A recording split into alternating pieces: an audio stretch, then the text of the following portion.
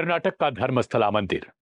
ये वो मंदिर है जिसके आसपास सैकड़ों लाशों की एक वो सच्चाई छिपी थी जिसे उजागर करने के लिए शायद ईश्वर ने अपना नया रूप बदलकर सबके सामने इस बात का एहसास दिलाया कि जो कुछ अब तक छुपाया जा रहा था उसे बाहर लाने की जरूरत है। इस कहानी से पहले हम ये जानेंगे कि आखिर एक नकाबपोश जिसने मजिस्ट्रेट के सामने अपना बयान दर्ज करवाया और उसमें ऐसे ऐसे खुलासे कर दिए कि मजिस्ट्रेट तक को पसीना आ गया कि जो सामने वाला इंसान उनसे ये कुछ कह रहा है क्या वास्तव में वो सब सच हो सकता है। और आज के समय में जब पुलिस इतनी तेजी से काम कर रही है और छोटी छोटी बातों को भी छिपाना नामुमकिन हो चुका है, मजिस्ट्रेट ने उसकी बातों को सुनने के बाद एक सवाल किया कि क्या वास्तव में जो तुम कह रहे हो वो सच है, और अगर सच नहीं हुआ तो। इसका एक जवाब आया कि मेरी जान को खतरा है क्योंकि मैं अब आपके सामने ये बातें उगल चुका हूं। मेरा कौन दुश्मन है ये मुझे भी नहीं पता, लेकिन मुझे इतना यकीन है कि मैं शायद उस राज को खोल दूंगा जिसे कईयों सालों से दबाया गया है, मिट्टी में दफनाया गया है। Aim right, achieve big. At KR Mangalam University, we provide you the platform to turn your dreams into reality. At KR Mangalam University. उसने यहां तक कहा कि उस राज को मैंने ही दफनाया।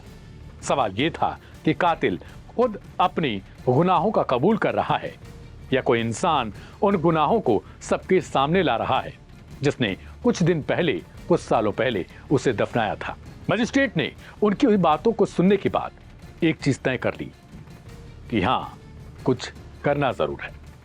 29, 30 और 31 जुलाई तक धर्मस्थला के आसपास जंगलों में खुदाई चली। इस खुदाई में आखिरकार क्या कुछ निकलकर सामने आया वो आगे जानेंगे क्योंकि इसमें इंसानी हड्डियां थीं। लेकिन उससे पहले हम चलेंगे साल 1995 में। दरअसल 1995 में धर्मस्थला के मंदिर में एक व्यक्ति बतौर सफाई कर्मी ज्वाइन करता है। उसकी उम्र उस वक्त 20 साल के ऊपर रही होगी। उस वक्त वो युवा था, उसके अंदर जोश था मंदिर के लिए काम करने का। लेकिन मंदिर में जब वो काम करता है तो उसके सामने कुछ सच्चाई खुलकर आती है। सच्चाई वो ये होती है कि मंदिर तो हिंदू धर्म का था, उसमें पूजा करने वाले पुजारी भी हिंदू धर्म से ताल्लुक रखते थे, लेकिन उसका एडमिनिस्ट्रेशन जैन धर्म के लोगों के पास था।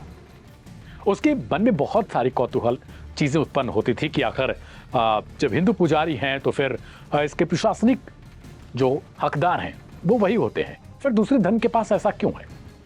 उसने ये बातें कुछ पुजारियों से पूछा, लेकिन पुजारी जैसे ही इन बातों को सुनते वो थर थर मानो कांपने लगते थे। उन्होंने कहा, ऐसी बातों को तुम दोबारा मत करना, शांत रहो। जब वो ज्वाइन करता है उससे कुछ दिन बाद ही आसपास का जो जंगल का इलाका है वहीं से पुजारी उसे बुलाते हैं, आवाज देते हैं कि जरा इधर आना, एक गाय मर गई है, उसे छिपाना है, गाड़ना है। वो जाता है, उसे लगता है कि हाँ, हो सकता है कि कोई गाय मर गई होगी। लेकिन जब वो जाता है तो गाय जहां पर रखी गई थी उसे देखने के बाद उसके आंसू से लेकर उसके पैर तक कांपने लगे थे। जब पुजारी उसको बता रहे थे कि गाय है, उस वक्त पुजारी भी थर थर कांप रहे थे। उन्हें मानो ऐसा लग रहा था कि कहीं अगले ही पल उनका स्थान जेल में ना हो। वो पुजारी से सवाल करता है, ये गाय तो नहीं है, ये सामने कोई महिला है जिसको मार दिया गया है, और ये इसके तन पर कोई कपड़ा तक नहीं है, प्राइवेट पार्ट पर बस कपड़े हैं इसके, और आप कह रहे हैं कि ये गाय है। उसे सिर्फ एक जवाब मिलता है, जो तुमसे कहा गया उसे करो, सवाल पूछना बंद कर दो। क्योंकि पुजारी भी कांप रहे थे। सफाई कर्मी को कुछ समझ नहीं आता। उसने सोचा अगर मैं ऐसा नहीं करूंगा तो हो सकता है कि जब ये कांप रहे हैं तो शायद अगले ही पल मेरे साथ भी कुछ ऐसा हो जाए। उसने गाड़ दिया, यानी शव को दफना दिया। अब अगले ही दिन से उसे ऐसी ढेर सारे मैसेजेस मिलने लगे पुजारियों के द्वारा कि एक गाय मरी है, एक गाय मरी है, एक गाय मरी है। वो हर दिन ये सब कुछ सुनकर तंग आ चुका था कि आखिर गाय के नाम पर ये इंसानों का कत्ल कर रहे हैं और मुझसे कहते हैं गाय मरी, उसे दफना दो। जब वो जाता उसके सामने कोई ना कोई लड़की होती, कोई ना कोई महिला होती, कभी कभार कोई पुरुष भी हो जाता। वो थक चुका था। करीब 19 साल तक उसने ऐसे राज को दफन किया। सैकड़ों लाशों को उसने जलाया और गाड़ दिया। 2014 में उसने तय किया कि मैं अब थक चुका हूं, मुझे यहां से भागना चाहिए। क्योंकि इसके बीच में अब सवाल आपके मन में ये होगा कि अगर इतने साल तक वो ऐसे दफनाता रहा तो पुलिस के पास क्यों नहीं गया। तो एक सच्चाई हम सबको पता है कि अगर इतने बड़े लेवल पर मास मर्डर होता है तो पुलिस क्या कुछ करेगी वो आपको पता है। आप शिकायत लेकर जाएंगे तो शायद उसी के जुर्म में आपको अंदर न डाल दिया जाए। वो हमारे देश का कहीं का भी सिस्टम हो, नाम सिर्फ सिस्टम। उसने हर जगह प्रयास किया लेकिन उसे कहीं सफलता नहीं मिली। यहां तक कि उसने यह भी तय किया कि इस राज को वो उजागर करके रहेगा और उन हर दोषियों को सजा दिलवाएगा। इसके लिए उसे किसी भी कीमत पर कोई सजा मिल जाए। आपने अक्सर करके साउथ की फिल्मों में, हमारे बॉलीवुड की फिल्मों में ऐसी कहानियां देखी होंगी, लेकिन वास्तव में यह कहानी जो मैं आपको सुना रहा हूं, ये एक नकाबपोश ने सुनाई है और वो कहानी सच निकली। साल 2014 में वो मंदिर से भाग जाता है अपने पूरे परिवार को लेकर, क्योंकि उसे डर था। और उसने इससे पहले 2014 से पहले ही जब वो भागता है उसके कुछ दिन पहले ही एक लाश ऐसी दफनाई जो उसके किसी अपने की थी। एक लड़की जो उसके रिश्तेदारी की थी, उसकी अपनी थी, उसके भी लाश को देखकर वो रो पड़ता है और उसके साथ भी रेप और बलात्कार जैसे कथित तौर पर चीजें अंजाम दी गई थी। उसके तन पर कोई कपड़ा नहीं था। वो रोने लगता है, अपने परिवार में जाकर बताता है। उसके बाद पूरा परिवार चिंतित हो जाता है कि सफाई कर्मी की एक नौकरी ही ली थी हमने, लेकिन ये सब कुछ क्या करना पड़ रहा है। वो अचानक से गायब हो जाता है। मंदिर प्रशासन उसे खोजता है लेकिन वो गायब है। नकाबपोश ने यहां तक बताया कि वो पड़ोसी राज्य में जाकर शरण ले लेता है। पड़ोसी राज्य में जाता है तो वहां पर अपने नाम वाम सब बदल देता है, अपनी सारी पहचान बदल देता है। यहां तक कि जब वो शव को दफनाता था तो वहां पैन कार्ड से लेकर उसकी कोई भी जरूरी डॉक्यूमेंट होते जिनको मारा गया है वो सब कुछ दफन कर दिया जाता। साल 2014 के बाद उसने ऐसे लोगों से मुलाकात करने के लिए कसम खाई जिनके साथ अन्याय हुआ, लेकिन वो लोग भी चुप्पी साध लेते। बहुतों के बारे में उसे पता भी चला, लेकिन वो एक ऐसे दिन के इंतजार में था जब वो पूरी कहानी खोल सके। अब से कुछ ही दिन पहले उसने मजिस्ट्रेट के सामने यह बयान दर्ज करवाया। उस वक्त मजिस्ट्रेट के भी हाथ पांव फूल गए। उन्हें भी समझ नहीं आ रहा था क्या किया जाए।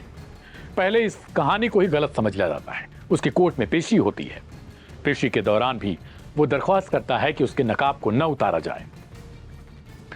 वो जब भी आता है पेशी पर तो उसकी आंखों में केवल जहां से दिखता है वहीं पर उस नकाब पोश जो उसने कपड़ा पहन रखा है उसमें केवल 2 होल रहते हैं आंखों के सामने और कहीं कुछ नहीं।